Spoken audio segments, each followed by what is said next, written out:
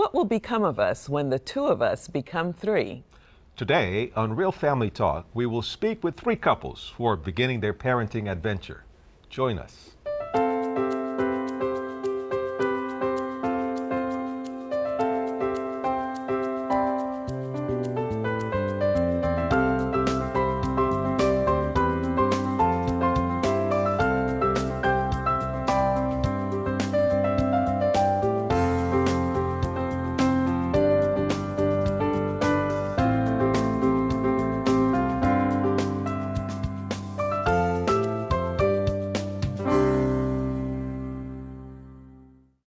Children are a wonderful gift from God. When we become parents, we become stewards of God's property. Parenting is a sacred trust. It should be approached with a sense of reverential awe and fear. What an amazing opportunity parents have to raise healthy and self-reliant children and to prepare them for eternity. However, as beautiful and joyful bringing a child into this world may be, it is a challenging transition for most couples. Few couples consider the risk to the marriage during this time of major change, but couples can learn ways to protect their relationship and thrive as they parent together. Joining us today are three new sets of parents, couples. Well, one has a baby on the way. We have Lerone and Murray Carson, who have 3 months. Brandy and Justin Martin, who are due to deliver in just a few weeks. And Itzel and Leighton Smith, who have a 2-year-old. Welcome to all of you. You know what? It's really exciting. It's really exciting to see all of you. Actually, all of these couples have something in common, and that is they all did premarital counseling with us. Thanks for agreeing to be part of our lab again. Indeed. Okay, guys. So this is really A dynamic conversation we want to have with you. We want to see how much you learned from us. No, just be relaxed. So here's what I want to know. Even though you thought about having children, how did you prepare for parenting? And I'm going to ask Itzel and Leighton first, because you have the 2-year-old. Even though you're still new parents, you have the oldest child here. How did you prepare for parenting? So we had talked about it at the beginning of our marriage, that we wanted to be parents, but we had plans. We wanted to travel and, the normal newlyweds. And a year into our marriage, we did not prepare and we got pregnant. So it wasn't within our timeline, but it was God's plan. And we are so happy to have our Gabriela, which is now 2 years old, like you mentioned. Yeah. So once we find out we were pregnant, that's when the speed preparation started. And we started reading books and articles about it, and finding to other parents, asking questions to, kind of educate ourselves to what was to come. But the real education started when she arrived. Okay. I would like to hear Leighton's perspective. Sure. I think there's never a time that you can be prepared to have a child. Even if you put together plans and you make preparations, there's no preparation to really expect a child. I remember my wife told me that that she's pregnant. I was actually in shock. I wasn't prepared myself, and immediately my mind went into a lot of different things, as I believe a lot of men do when they're starting to know that they're going to be a father. And there's no real preparation that can be made from an emotional perspective. But in terms of finances, we made sure we prepared ourselves. We put away savings. We started to think about a bigger place. We bought a new car. And so when I went to my my church, I told them this is Gabby's car. It's not really our car. So we bought a bigger car for her. And so things like that was really the things that we prepared for. Awesome. Now, Murray and Lerone, how long did you guys wait before you had a child? And were you spending all this time preparing to bring this child into the world? Your child is 3 months old.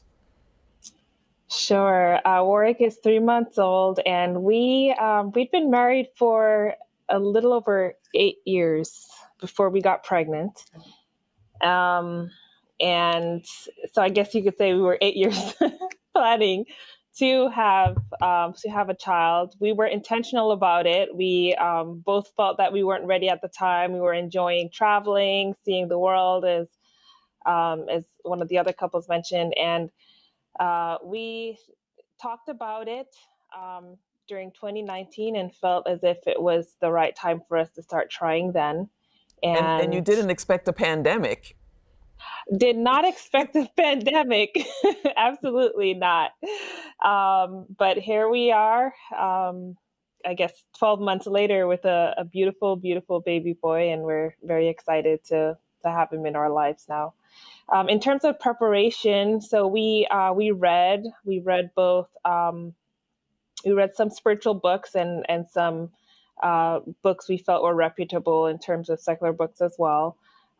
We, similar to Leighton and Itzel, we got a bigger place and got a new car just to make sure that we were right sized for having the baby in our lives. We did have a few conversations just in terms of what it would look like with the baby, some of the principles that we wanted to raise the baby by.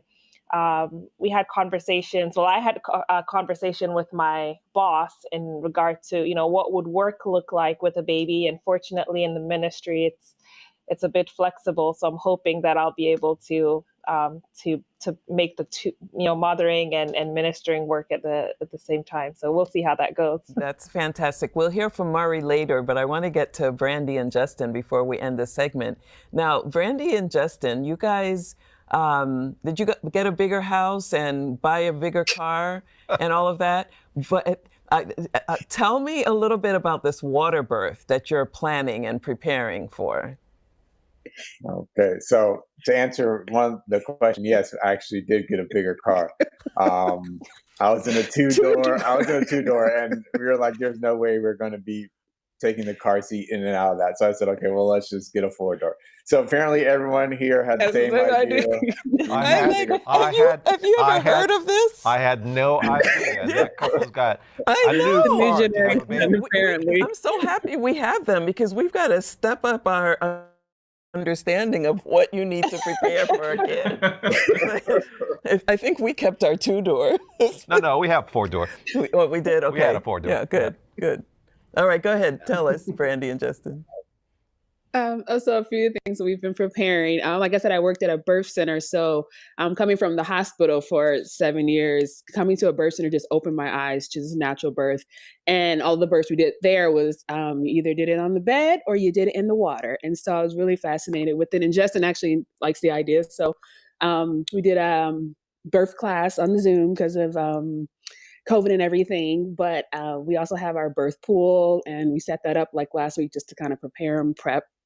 So we have that like set up, and we're just trying to, go the natural route and see how that goes. So Excellent. we'll be having a birth here at home. Excellent. So. Excellent. Beautiful. Well, after a short break, we'll come back and talk some more with these couples. Stay with us.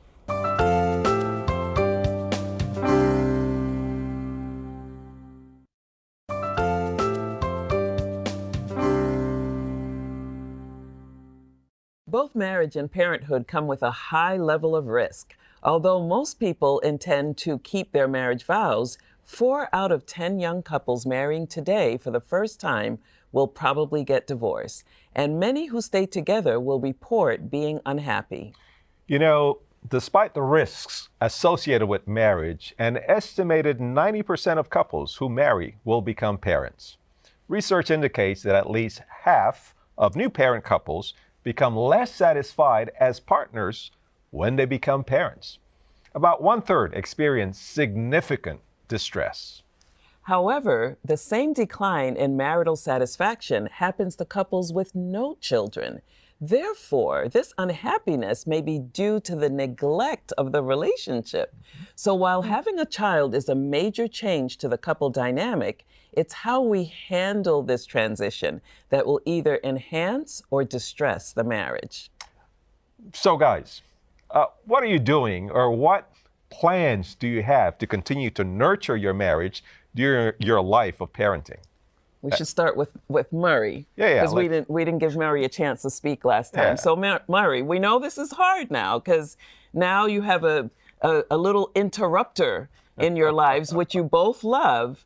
But how are you guys as a couple finding ways to nurture your marriage during this time of transition? So I'll just real quickly say, since before we talked about everyone getting a car and everything, that we didn't choose to get the car. Our car broke down, so we needed a new car. Okay. We still got the car, we just needed it for that reason. In terms of nurturing marriage, I don't have any specific plans. I mean, Laron's birthday is coming up pretty soon, and we'll use whatever help we can get to try to get some time to ourselves. We definitely still try to do like a date night or something like that when we can, but we're also learning our newborn. So we're trying to figure out his schedule and what he's going to do, and he's making new discoveries.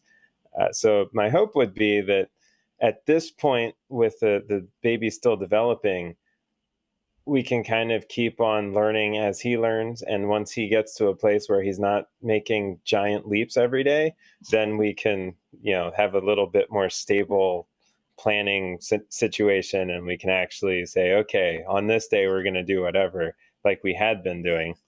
So we may have to come back on that one. Okay. Yeah. You know what? It's interesting about what you're saying, Murray, is that, there's no cookie cutter way of doing this. Sometimes life just happens, and it's not the same for every couple.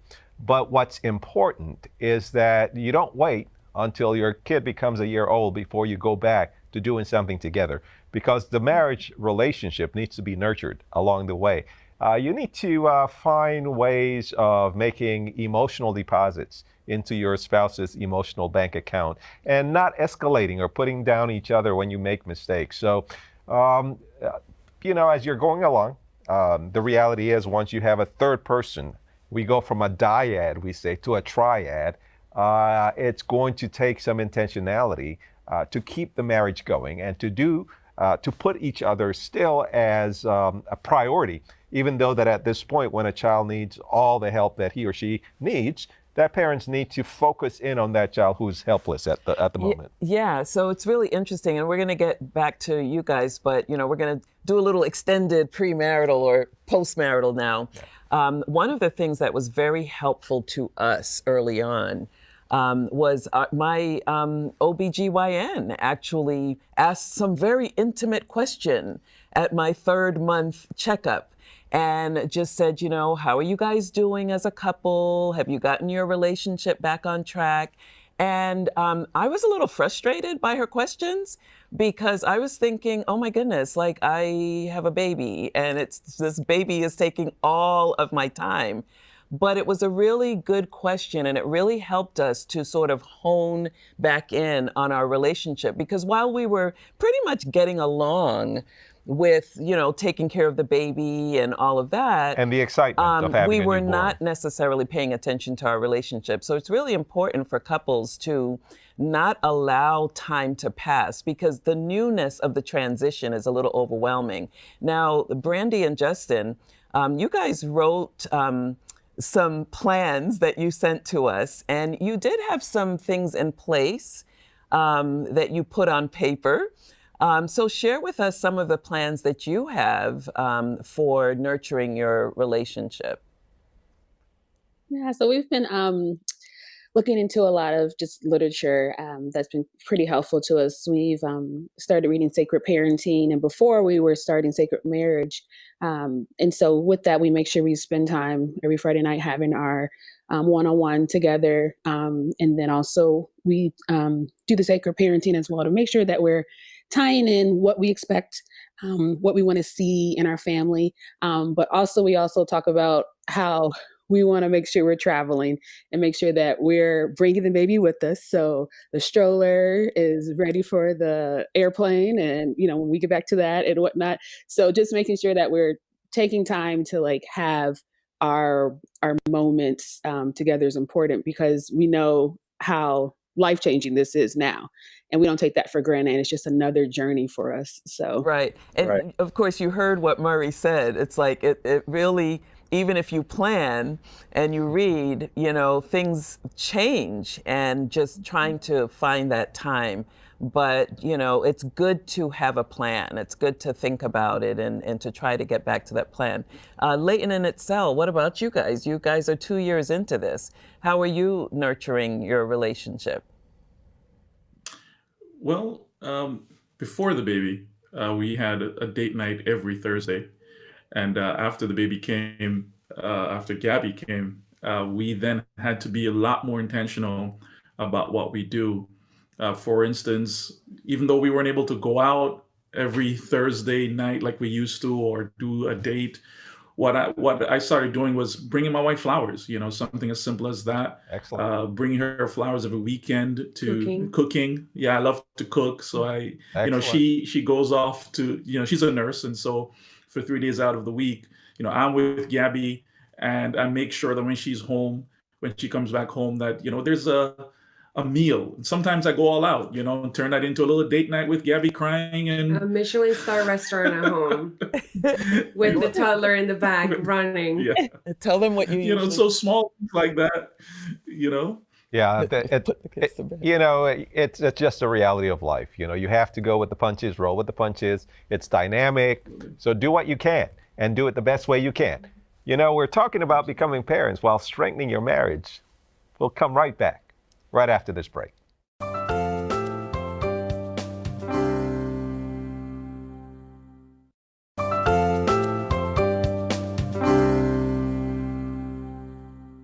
Research has shown that the amount of fun couples have together is strongly related to their overall marital happiness. Good relationships stay great when you're preserving both the quality and quantity of enjoyable times as a couple. We know that fatigue is a big factor for parents and definitely a barrier to fun. However, the only way new parents will continue to nurture the fun and friendship in their relationship is to set aside time to make it happen. We make time for that which is most important to us. It is possible to take care of a baby and still have fun as a couple. So we're going to have a little fun with our couples right now. Let's take a quiz. All right, guys, are you ready?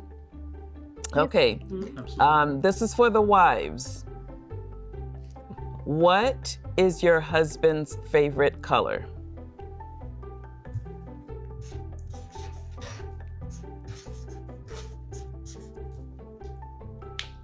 All right, you ready with your answers? Show it? Okay, show your answers. Okay.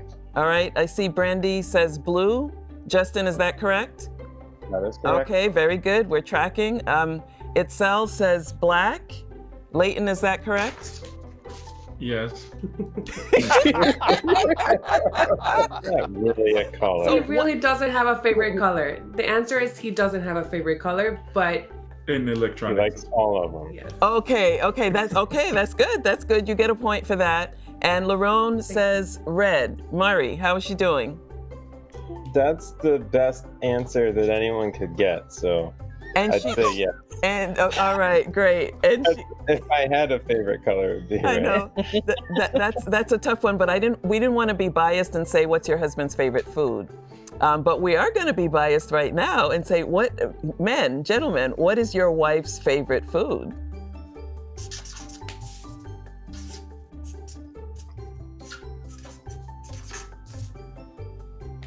All right, you can show it as soon as you have it. Raise it a little higher. All right, Justin is saying Caribbean. Is that right, Brandy? All right, yes. Caribbean. Let's see what Leighton has. We'll have to get some plantains for her. Leighton's saying Mexican. Is that right, Itzel? Of course. That's easy, Leighton. That's very 100%. Easy. And we're trying to see what you have. But the question is, Murray, Itzel, wait. Yeah. What's that you have, Murray? I can't see it. Oh, pizza. Oh, pizza. Oh, pizza. Okay, pizza. Is that right, Lerone? That's my least favorite food.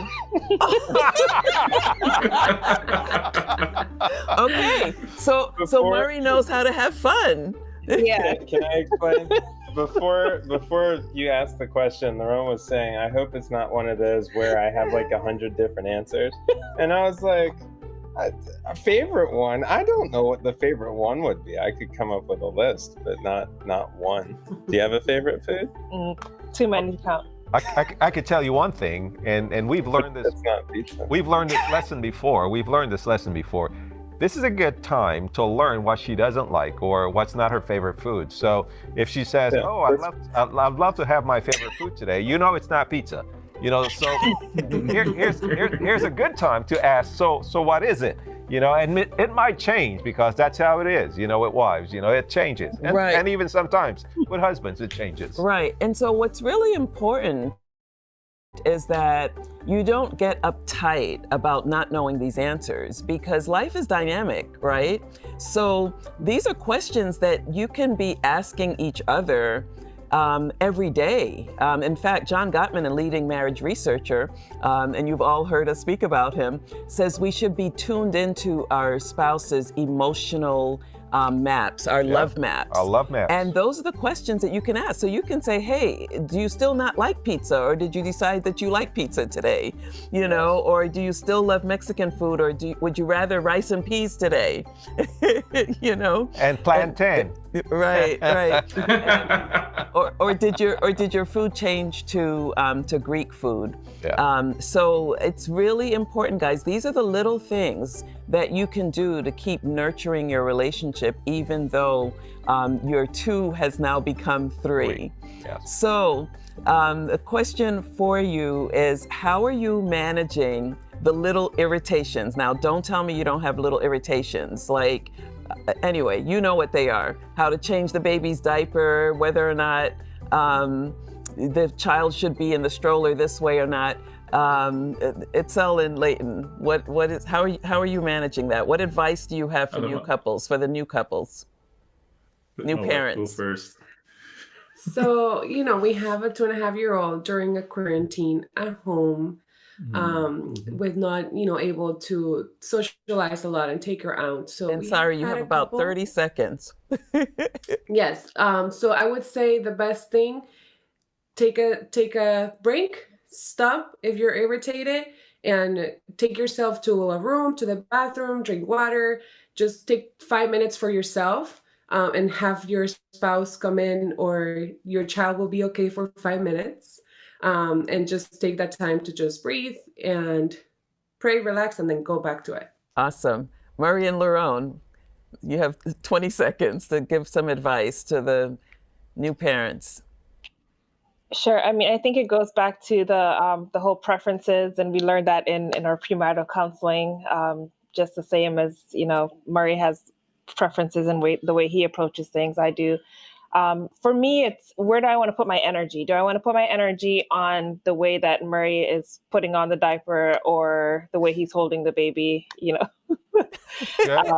Good. prioritizing where I want to put my energy, because these days it's a lot of my energy is taken up with just caring for the baby. So Nice. Absolutely. All right. Wait, I just want to get one quick word on Brandy and Justin. They'll have to fix it in post-production. You guys, how are you nurturing the birth that's coming up and all of what's going to come with it? Well, I think we are trying to define some of the roles that we're going to have, especially with Brandy staying at home, me being at work.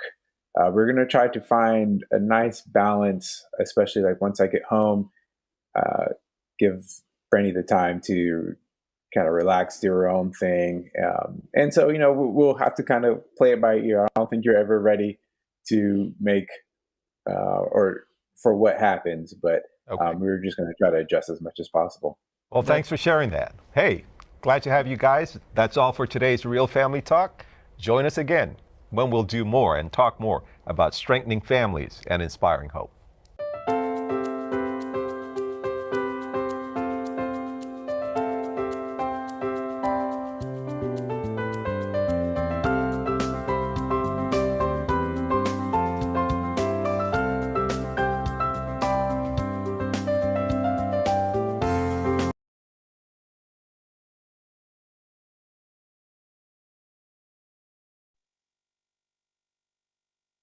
Good night, everyone. Indeed, I love the program that is showing all empowerment of parenting, and we thank for tonight hearing. Tomorrow night we will focus on domestic violence and the family from the olive. So we close off with prayer. Let's pray.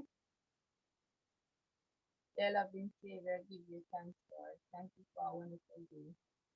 And as a presentator showed, telling us of being parenting, let us guide us and give us with information of how to be a good parent. Give us this part.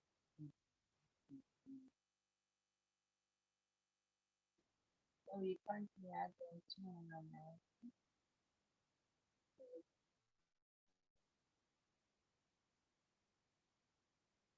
7:15, sorry. 7:15. Thank you. Good night.